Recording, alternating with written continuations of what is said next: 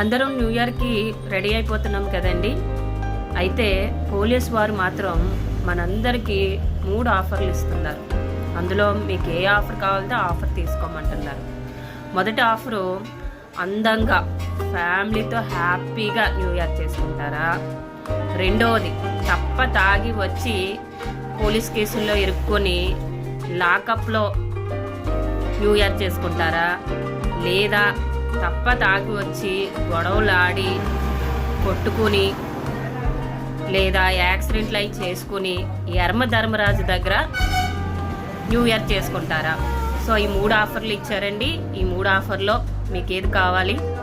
నాకైతే హ్యాపీగా ఫ్యామిలీతో నా పిల్లలతో న్యూ ఇయర్ చేసుకోవాలనుకుంటున్నానండి.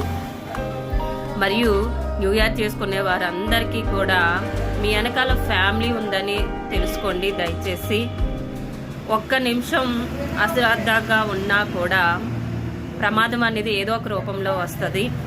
తర్వాత న్యూ ఇయర్ సెలబ్రేషన్లో మనం అందరం బిజీగా ఉంటాం. మరి ఇదే అవకాశం చేసుకొని సైబర్ క్రైమ్ వారు ఏపీకే ఫైల్ అనేది పంపిస్తారండి. అది ఏ మాత్రం ఓపెన్ చేయకూడదు. మీకు వచ్చే ప్రతి మెసేజ్ జాగ్రత్తగా స్టడీ చేసి హ్యాపీ న్యూ ఇయర్ చేసుకోండి. హ్యాపీ న్యూ ఇయర్ విషెస్ చెప్పుకోండి.